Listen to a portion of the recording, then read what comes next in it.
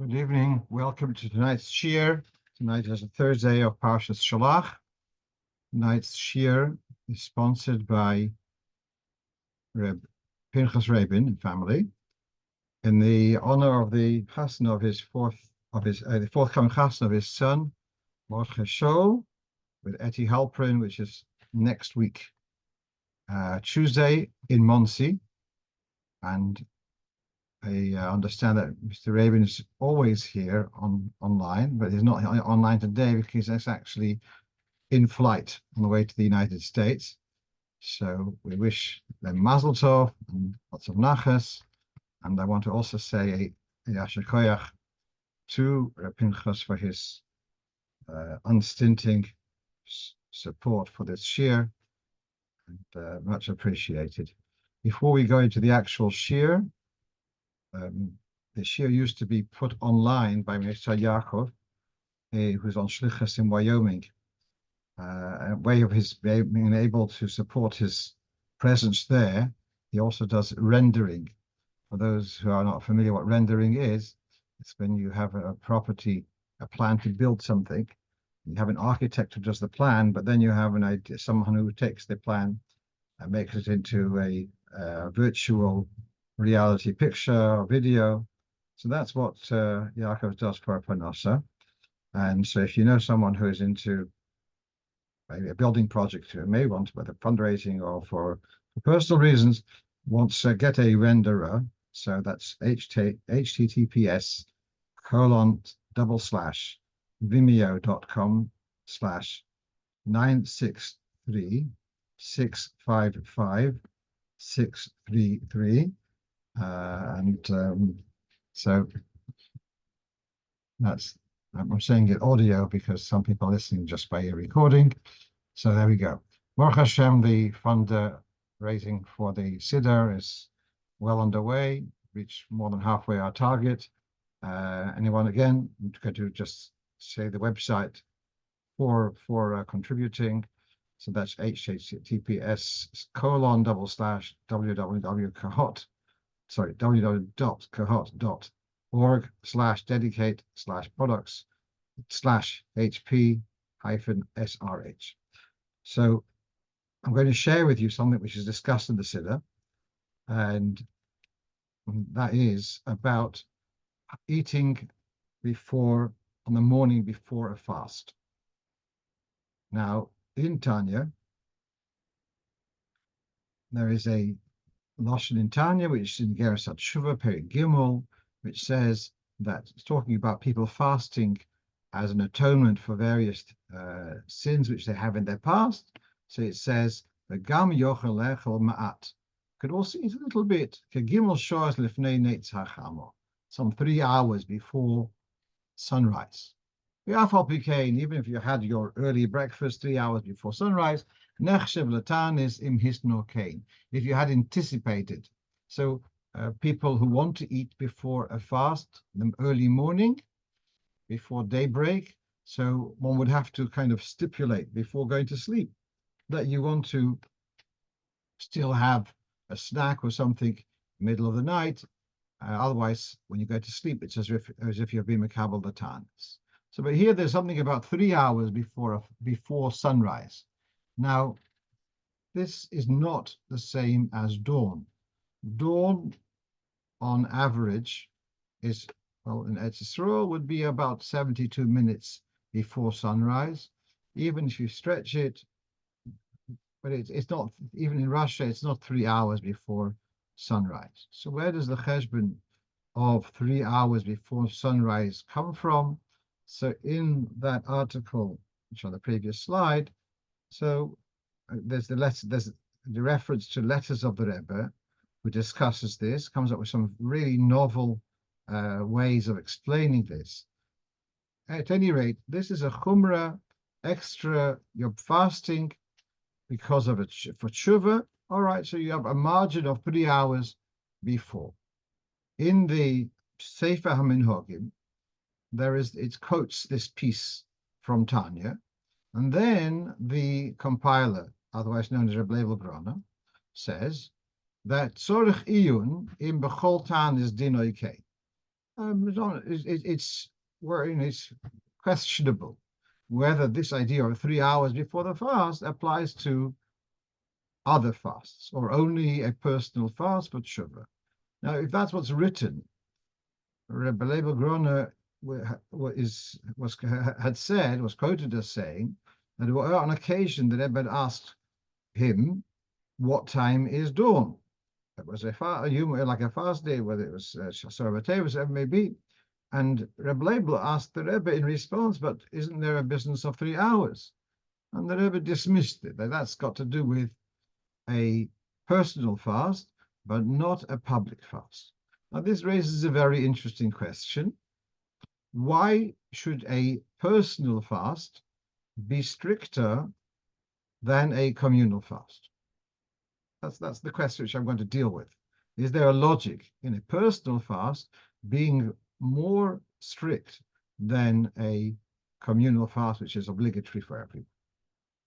Before going to respond to that question, I just want to point out that this discussion is not relevant for Shiva Osa B'Tammuz, at least in my part of the world.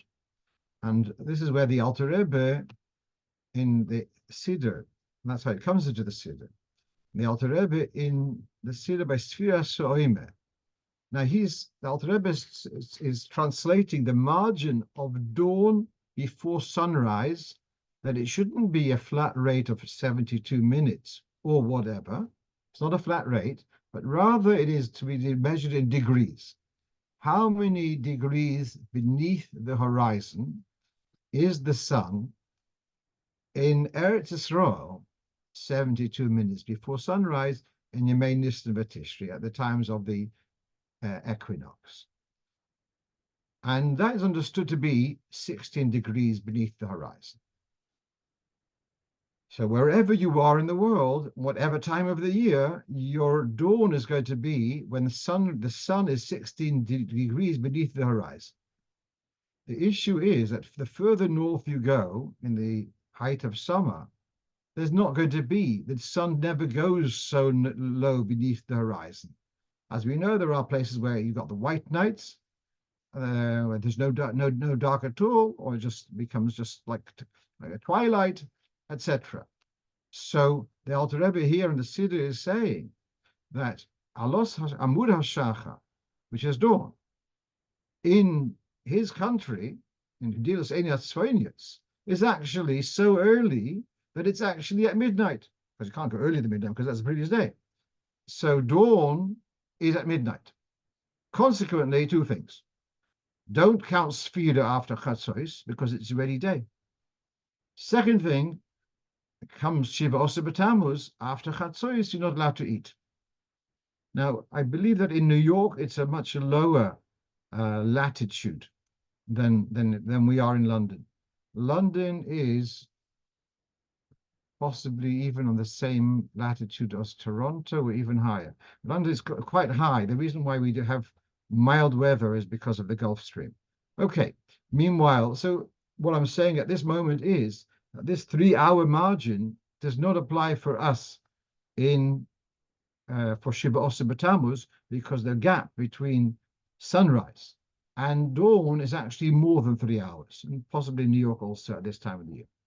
So by other fasts, coming back to our original question, is there a logic to say that a voluntary fast should be stricter than a mandatory fast? That is my question.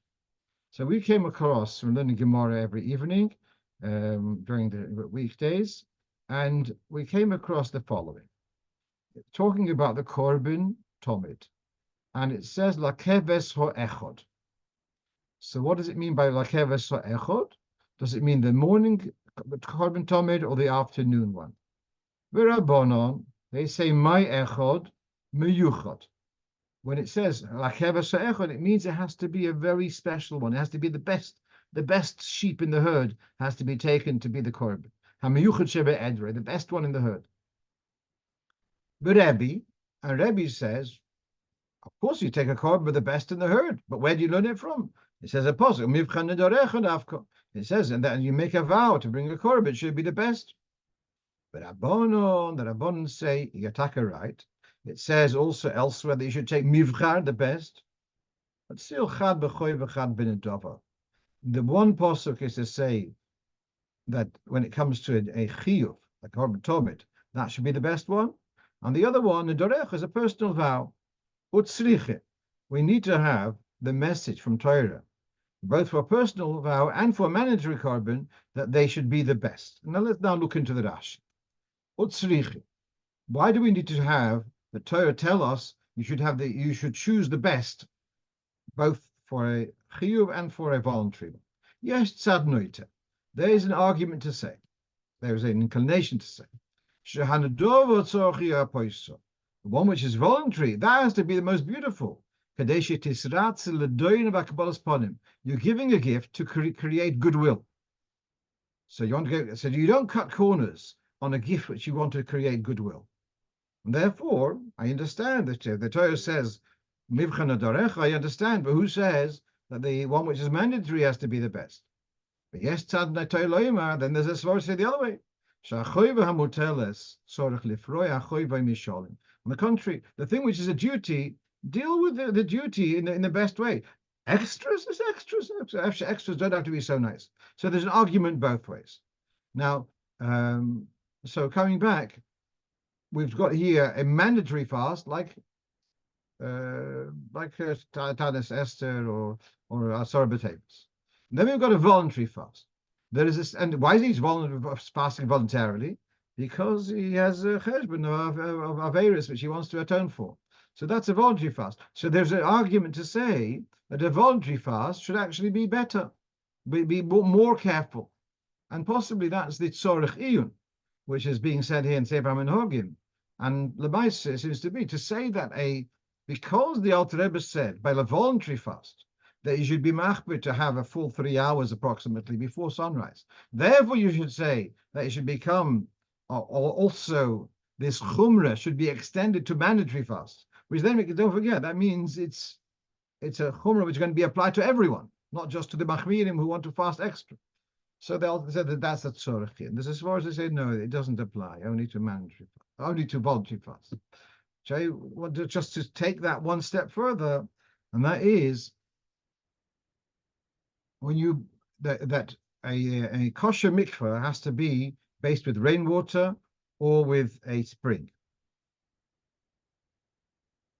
A mikveh for Tevilas Ezra, the man after he's had the relations to purify himself, says in the Gemara it's enough ma'im shu'uvim, can be water from the tap or from a bucket.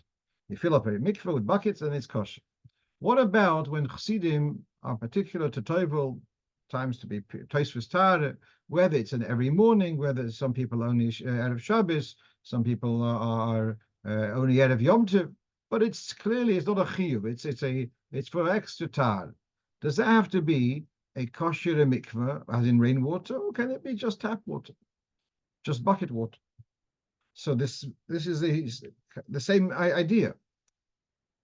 When you're doing something as a hidur mitzvah, it shouldn't be cutting corners. On the contrary, there's a svara to say, as Rashi says, tzorech liyapoiso. You should make it as beautiful because you're doing it as a voluntary. You're doing it as a gift. So give it with nice wrapping, yeah, nice wrapping paper. Okay, let's move on. Now, one of our listeners asked me. Now we're going to a totally different topic, but also in a Gadata realm. He's asking the story. Probably is learning Daf Yomi, and it has a story of Avraham Avinu when the 3 Malachim, 3 angels come, and he serves them. He asks Sarah to make cakes, lushi vasi ugois, and then it came to actually serving, and he serves them butter and milk and the ben habokar, but he doesn't serve bread. Why didn't he serve bread? So he says because Sarah developed nido, a state of nido, and therefore that the bread became tomei. Avraham Avinu was particular to eat chulin betare, so he didn't serve bread. That's the first thing. Then the Malachim turn to Avraham and they say, "Where's your wife Sarah? Aye Sarah ishtach." And why were they asking? So there's 3 opinions. The third opinion is the shagir lo kois shel bracha. They wanted to give a kosher bracha. So the understanding, the general understanding is kosher bracha means we've eaten, we bench with a kos of wine, a cup of wine, and so we're going to give some of the wine from kosher bracha. So here comes the question: if they didn't eat bread, so why then they didn't bench? So why do you need a kosher bracha? So I did a search on my Otzar Chochma, and I saw this question seems to appear in about 200 Sforim or something. I didn't browse through all of them, but I did go through quite a few. And so that perhaps the Malachim had sandwiches with them. Perhaps Avram had other bread, which was from before, but it wasn't fresh bread. It came up with all different. Some say that you can, if you're having a proper meal of other foods, it's also all interesting. I wasn't satisfied. You may not be satisfied with my answer either, but I'm suggesting it was simply he had a bris. And after a bris, we make a brocha and a cup of wine, and to celebrate, we make a bris and take a brocha. She did me better. Of course, Avram Avinu didn't say the brocha she did me better because it hadn't happened yet. But it was he had gone through a major milestone here. He had been waiting to be able to do the bris. He'd done the bris, and now he wants to celebrate. He has now three visitors, and so they make a simcha and they have a kosher bracha, the kos of like the kos of the bris. That's what my suggestion is. Now, actually, we usually do the kos of the bris right after the bris. Yeah, I've had this question in mostly when they do the bris for the adults. In Russia, for example, there's a lot of adult brisen. Baruch Hashem, it's happening. And so the bris is done in a more private setting, but afterwards can be even in the evening. They're sometimes doing a setting of the bris is in the day, and the meal is a few hours later. Ooh. So then comes the shaila: can you make the bracha on the cup of wine when it's so far removed from the bris? So actually, there's a Rosh in the Dinim of Kiddushin. He says that you could do Sheva Brachas. Even it can be a few days afterwards. It doesn't have to be right away. If you're making a feast for the chasna, let's say you didn't have a minyan for the chasna, and you have a few days later, he talks about a svara making a bracha. Sheva Brachas a few days later. So therefore, I'm not so surprised. There can be also a bracha for a bris 3 days later. It's not such a problem. So I'm suggesting is the shagel bracha was that they say the l'chaim for Avram after his bris. And so the kosher bracha would be the cause of birchas hamila. So having said that, now we're going to on to another question, talking about brisen already. So I had the following question. I don't have a slide for it, but I don't have a source. So I got a shliach somewhere in Eastern Europe. So this morning, he asked me yesterday, having a bris. So the family who are making the bris, they are Shemet mitzvahs. Now, coming to the bris is also a brother-in-law and sister-in-law, a couple, and they don't keep Taras and Mishpocha. And so the question was, could the Baal Simcha honor them to be kvater? The kvater arrangement is, because the baby is with the mother and the bris is in the men's shul, so how does the baby get from the women's area to the men's area? So you've got an arrangement called kvater, where a woman brings the baby to the door, and her husband takes it from her and brings the baby to the bris. That's the kvater and kvaterin.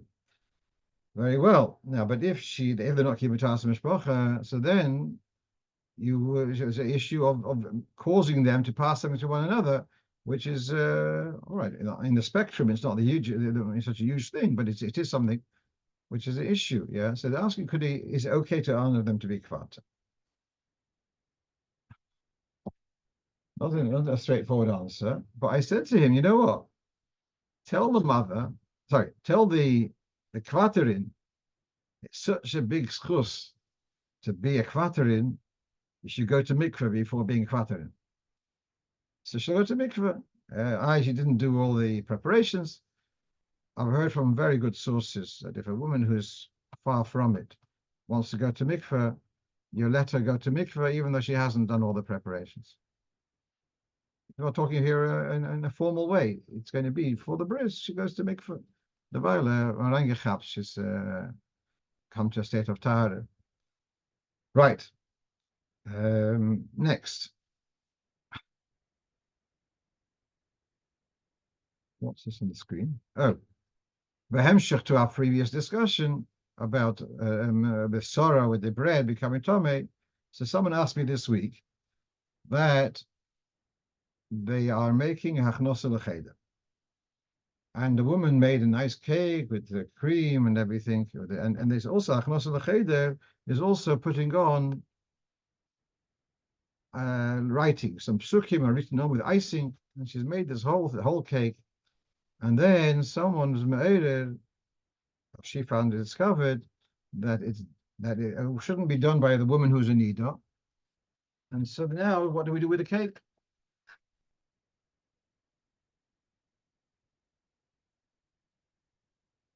Do we tell her to take the whole cake and discard it? So I didn't want to just dismiss this minig Yisrael of having it dafka nida and dafka isha tahira. So let them get an if it's possible to arrange another cake. So we'll have and the kids will enjoy two cakes. Okay, I'm sure they can manage that. But meanwhile, I looked up there's a Sefer Sheva Habris from Reb Shmuel Horowitz, also gesund, and he brings this from the Machzor Vitri, that the cake for Eiferish Cheder should be made by a Basula, by a girl who has never been married. Why is that? Because by Matan Torah, there was a 3-day preparation that the men were not meant to have relations, so that they should not be in a state of discharge of Shechva Zer. And therefore, the minig of Machzor Vitri, he was a Simcha Talmud of Rashi, close to 1,000 years ago. Therefore, the minig was that a basula, an unmarried girl, would be the one to make the cake for the Reinfirsch Lechet. Then he quotes from another two Sfarim, Orchos Chaim and Kolboy. They say that Yesh Makpidim. If in the fourth Sefer it says it shouldn't be done by a nida. It doesn't mention this. There's two levels. A basula is more, more limited than to say a woman when in a state of Tara. Then he finishes off that the fact that these chumras are not well known by the popularly, that's because the Sfarim, the Rekeach, Yisod Yosef, and Kavah Yoshor, these three more well-known Sfarim, don't bring these chumras. And therefore, why I responded to this fellow is, listen, it's not a big issue. You can see that the latest Sfarim don't bring it. If it's no big deal, if it's no big deal at all, so you get another cake. If not, you can use it. Okay, let's move on. Right. So on Monday morning, this is on your sheet. If you have the printout, it's on question number 4. On Monday morning, I'm in your shul, and after Shemona Esrei, someone comes over to me and he says he forgot to say morning brachas. What should he do now? So actually, what I did was I arranged that he should get birchas. He should have an aliyah l'Torah, and that way he's got birchas HaTorah from his aliyah l'Torah. But let's go through this. He knew the question that it says in Shulchan Aruch that if you've said Ahavas Olam, the bracha before the Shema, it talks all about a lot of it talks about Torah, and therefore once you've said Ahavas Olam, you don't have to say birchas HaTorah. Now Shulchan Aruch says that's only if you learned right afterwards. So then the Avasoila becomes a Birchas HaTorah if you learn Torah right away. Next thing that writes the Mechaber, that's some say that even he said Shema is also counted as Birchas. By having said Avasoila, then Shema, so it's as if you learn Torah. Shema is also part of Torah, and you with that, and therefore you don't have to say Birchas HaTorah late. Now, here in the Alter Rebbe Shulchan Aruch, he brings this. And he says, if you learned right after Im Lomad Achar Krishma Utfila Miyad, whereas the Mechaber says Im Lomad Miyad, this is explained to be right after Shemona Esrei, because you're not allowed to learn at that point. You shouldn't be mafsik. It means right after Shemona Esrei, as soon as you could, you took a sefer and you learned, so you're yotze with the Avasai. Then he brings a second opinion that by saying, even reading the Shema, reciting the Shema, already counts. That already counts as having learned Torah, and therefore your Avasolim counts as a Birchas HaTorah. So what happens now? do you follow the second opinion or first? Now, this is this fellow's question. So the Alter Rebbe finishes off that we have to take both opinions. And if you did say our Soil, you said Shema right away, then you cannot say Birchas HaTorah afterwards, because arguably you've already had Birchas HaTorah by saying our Soil. So according to the Alter Rebbe, there's Nishtavos Satan, because the Svara Safek Brachas Lahokil, you already said Birchas HaTorah. Well, that's giving him an Aliyah Torah, obviously, was a benefit. In the Mishnah Brura, he brings from the Vilna Gaon that Krishma does not work, disagrees with the second Svar. And he quotes from other Svarim. Then he says, if he was saying Shema after Zman Krishma, then that's for sure it's Kekayra B'Torah. But if it's before, he remains in a Sophic. So the Mishnah Brura doesn't pass him clearly that it, like the Gra, he just quotes him, and he said many Paskin Paskin there. He doesn't himself Paskin that way. But meanwhile, for the Alter Rebbe, it's clear that in this case, if you said Avos Olam and you said Shema, so be the Eved, you cannot say Birchas HaTorah because of the Chashash Baruch Batola, and therefore, because it was Monday or Thursday, there was the opportunity to give him an Aliyah. That was certainly a bonus. Okay, now question number 5. Someone asked me the following. I don't know the person and I don't know his family condition. What I do know is his parents are divorced, and his mother is asking him to say Kaddish for her father who had recently passed away, or Yortzeit. But he has a father and mother. So I don't know whether the father is a shul goer or not. He's asking, can he say Kaddish for his maternal grandfather without asking his father? I'm suspecting that if he would ask his father, then possibly the answer would be no, because there may be some kind of, lack of harmony between one and the other. So he's not so keen to ask his father. So I said to him, would your father be upset if you say Kaddish? Yeah, he wouldn't care. Okay, then that's okay. You don't have to ask. Here's the Lashon in Kuflamed Beis in Ramah. Says Kaddish Yosem. You say, now, first of all, and I don't know why it's not followed. I go to Shnibelach sometimes. I miss Ma'av and Arshul. If there's no chiyuv, Kaddish should be said after Alein in any case. It's end of davening, and Kaddish should be said. Even if there's no Yosem in the show, should be said by someone who doesn't have parents. Someone who does have parents can also say it if his parents are not makpid. So, coming back to our point, that he doesn't have to ask his father if he assesses that his father wouldn't bother him that he says Kaddish, so then he doesn't have to ask his father permission explicitly. We're going to the next question. Well, yeah, so a bit of action last week. A lot of you got these notices that the hashgocha has been removed. Chuk Chassam Sofer have taken off the hashgocha from a certain wine which is imported from Spain, cognac, champagne, milk powder, butter, surimi, which is some kind of fish, which are imported from France, and they write, even if it has our logo, our stamp, and you should not use them at all. Okay. This came out last week.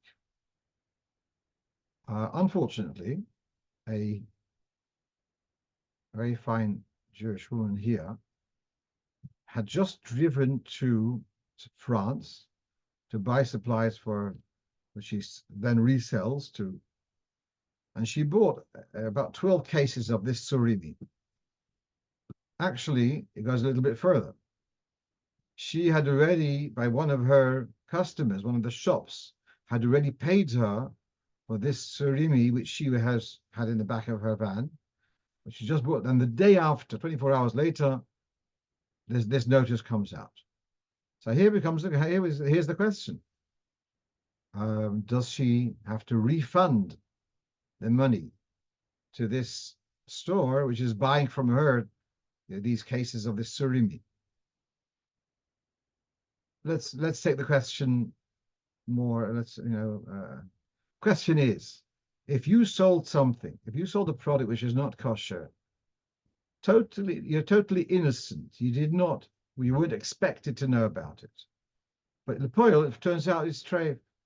Let's say if I was a farmer and I sold you a chicken and and it looked perfectly okay, you took it to the shechter, then you cut it open and you see on the inside it's treif.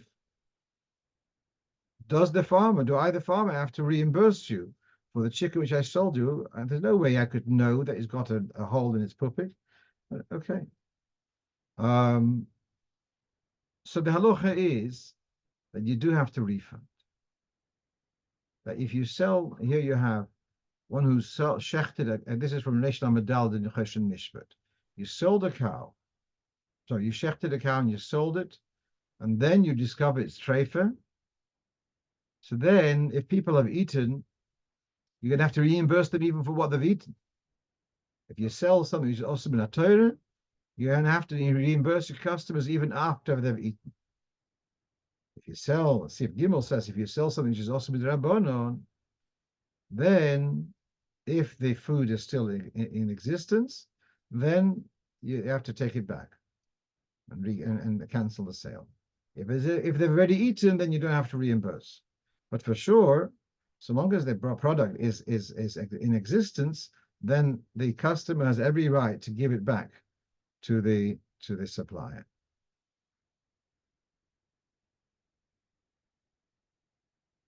I'm going to digress for a moment and tell you a story.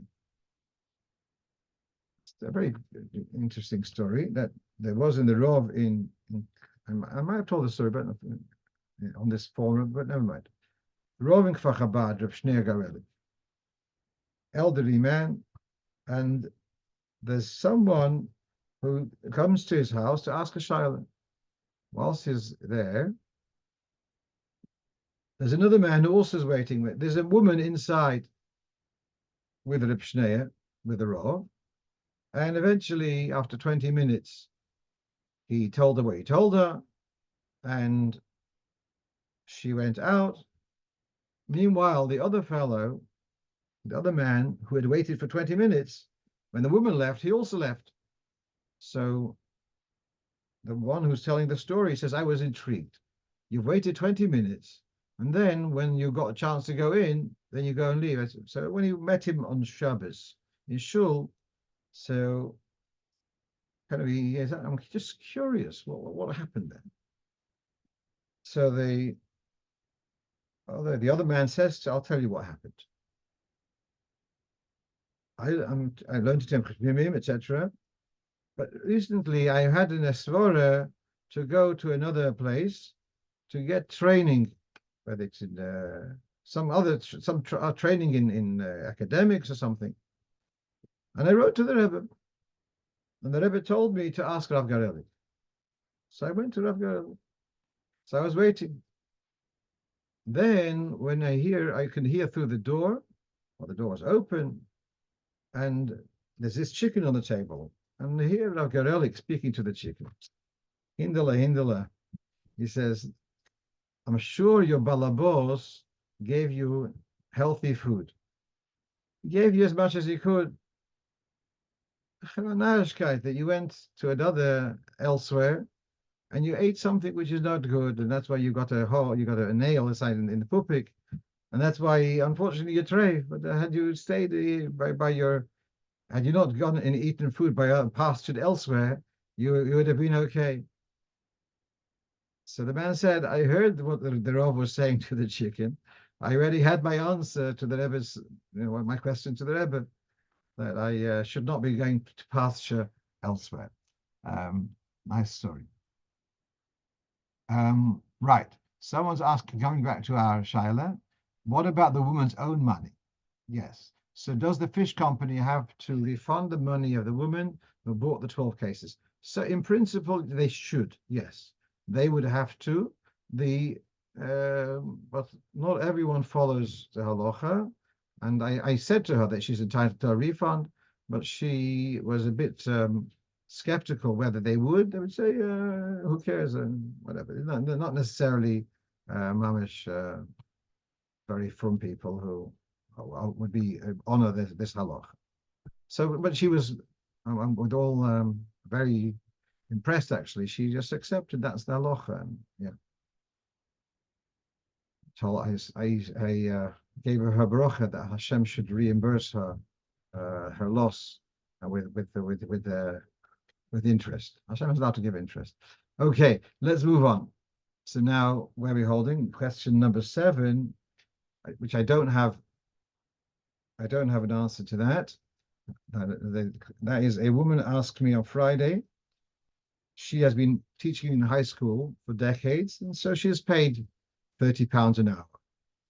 Occasionally, she needs to take off, and so she'll take in a substitute. She'll take in a substitute, a SEM girl who just left SEM a year ago. For this girl, she can pay her £15 an hour. So she's paid by the school £30 an hour. Her substitute is getting £15 an hour. So is she entitled to keep the difference? Or does she have to reimburse the school? So I discussed it with her. I asked her, so I couldn't find this question. But so I'm just saying in Svaras. First of all, there's no secret here because the directorship of the school know when a teacher takes off and puts in a substitute. So she tells the head teacher that I'm bringing a substitute. There's no secret. So this idea of who's paying her, etc., is not a secret. I also asked her who's taking responsibility, who's making sure what's to be taught, who's going to be testing on the material. It's not just the hour which you stand in front of the class. There's also planning and there's etc. So she says, of course, she takes responsibility. So I felt if that's the case, she's allowed to keep the difference. It's for her broader overall responsibility. I don't have a source for that, so I'm just saying as far. Okay, so what's on the screen? It says number 7. It's actually number 8 on our list, and that is whether you're allowed to. You have, let's say, a non-Jewish decorator, and he wants to come on Shabbos to pick up his equipment. Are you allowed to allow a goy to come to your property on Shabbos to take stuff out? Now, a variation on that, more common. Let's say if you have a goy, if you bought stuff on Amazon, and so you bought something and then you want to return it. So the Amazon truck driver comes on Shabbos. Is he allowed to take a box out of your premises on Shabbos? So this is a variation of the same question. So someone asked me this, and at first I was saying that's not okay. Then I looked into it, and actually you can read it over here. It says that you should not give a goy. A goy comes to your house, you can give him food as much as he could eat in your house, but you shouldn't give him other stuff. This is in Shimon Shin Chof Hey, Sif Gimel. You shouldn't give him other stuff, which is normal for him to carry out of your premises. It looks like you're giving him stuff to carry out. So as if you're sending him on a delivery mission, which is not allowed on Shabbos. But then the Shulchan Aruch continues, when it is said, if it belongs to you, if it belongs to a goy, you are allowed to give him to the goy to take out of your premises, even though it looks like you're giving him to do so. It doesn't matter, because he's not carrying it for himself, rather he's doing it, so he's not carrying it for you, for the Yid, he's carrying it for yourself, and important is the chayfetz doesn't belong to the Yid. So a goy is allowed to carry out. So in our first example of the decorator who wants to take out his ladder and his buckets, whatever, out of your premises on Shabbos, the answer is he is allowed to take out his stuff from your premises. That's clear. With the returns to Amazon, I'm not totally convinced that it's identical halacha. Who do they belong to until now? When you're returning goods, are they doing it for you? Are they doing it for the provider, for the seller? I'm not totally convinced one way or the other. Okay, let's move on. So now a school teacher, is asking me that she's teaching kids the Shulchan Aruch, and it comes up in Siman Membes. It says, "V'yehei shulchanoi noki u'mechuse yofe. Afilo ein lo lechol rak dova she'ein choshev."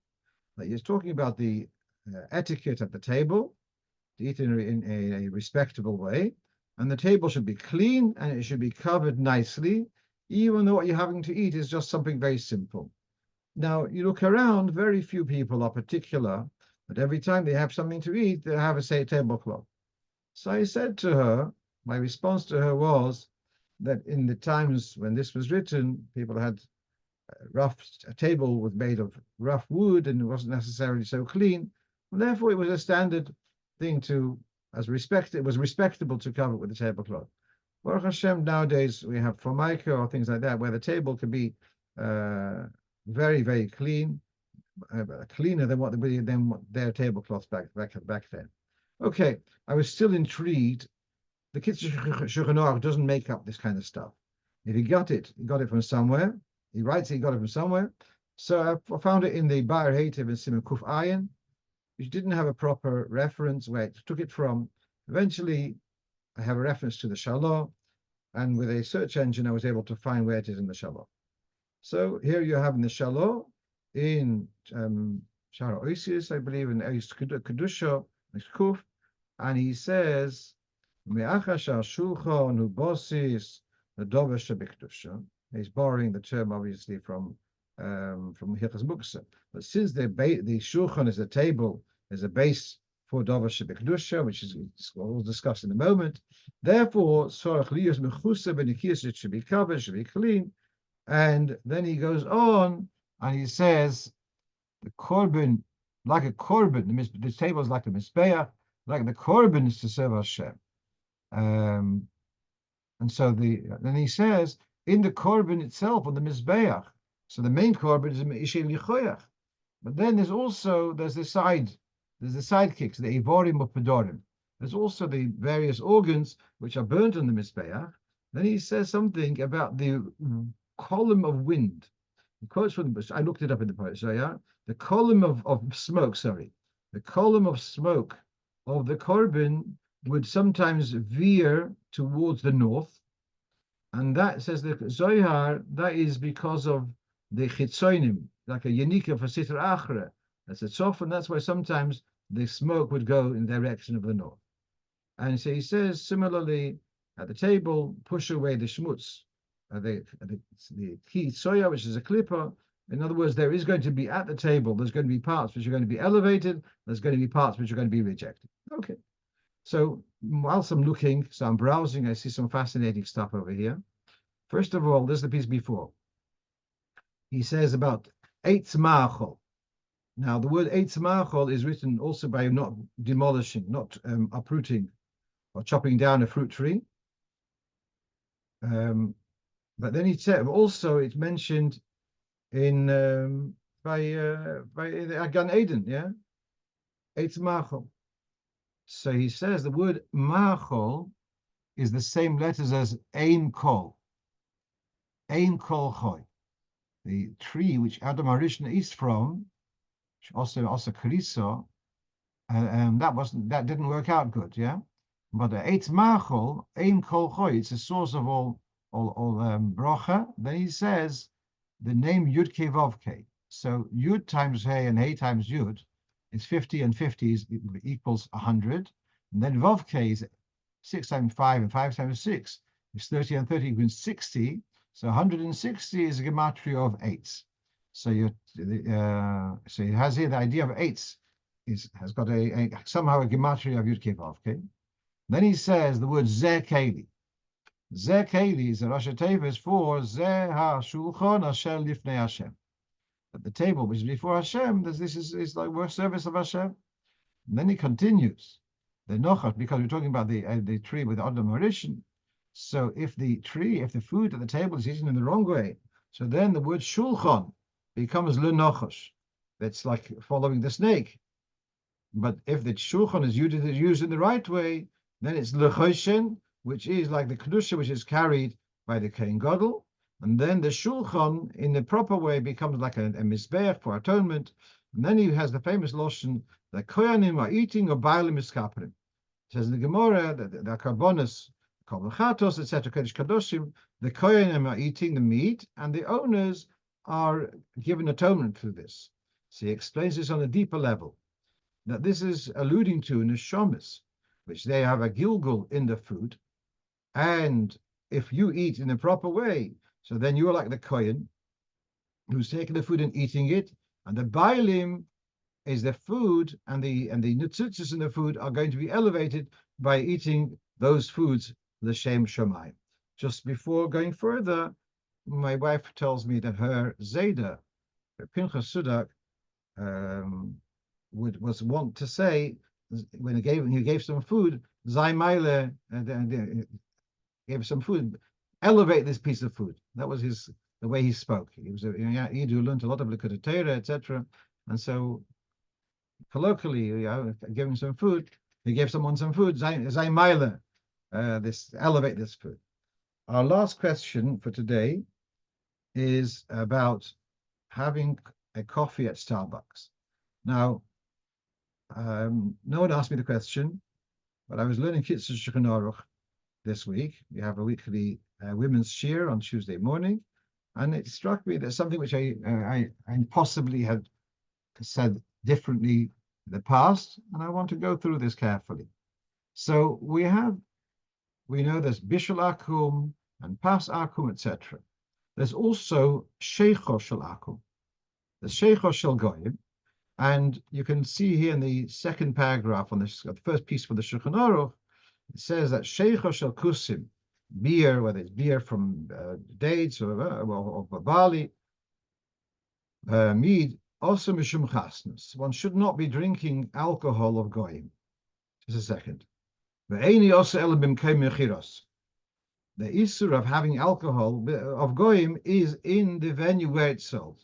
So for you to go into a pub and to have a glass of beer is nish beseder.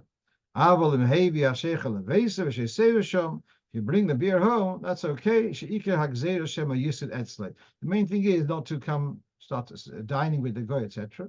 Even on this, if I remember correctly, it's not so widespread, but this is what he's talking about. To have a glass of beer, of alcohol, in a venue, or in a goyish venue where it's being sold. So now let's read. Having understood that, we're going to go now and read the Kitzur Shulchan Aruch. As I said, this is in Siman Lamed Ches. I didn't say Siman Lamed Ches, Sif Yod Beis. Sheicho Shel Tvua Shel Dvash. That beer from grain or from honey is noyag yeboyheta. It's broadly people are lenient to drink it even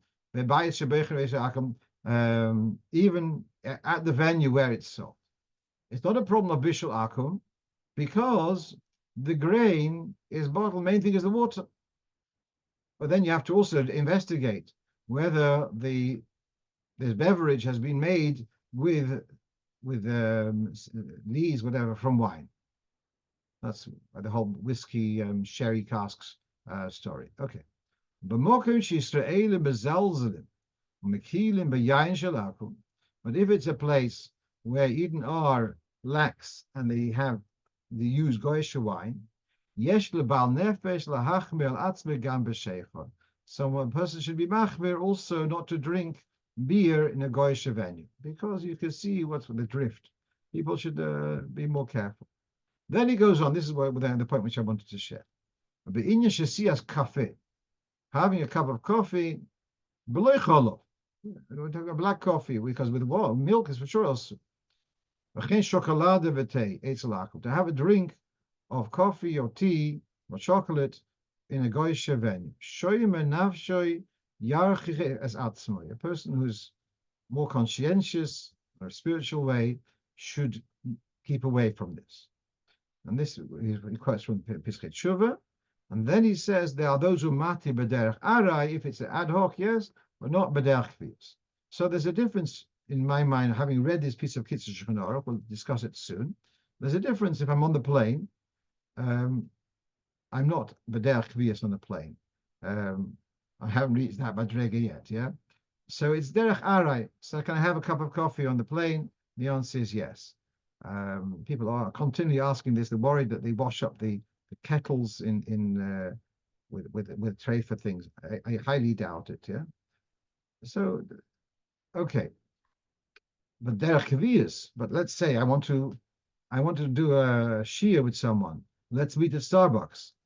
That is something which would derech kaviyas, and I think that would come into what the Kitzur Shulchan Aruch is saying, that Shemayat Nafshoy should keep away because it's derech kaviyas. Now let's take a look where it's coming from. So this is Yeridei Sim Kufir Dalad, and talking about having a beverage like beer, b'mokim mechirasoi, quotes the Bar Hetev from the previous Bar Hetev Marit. Right.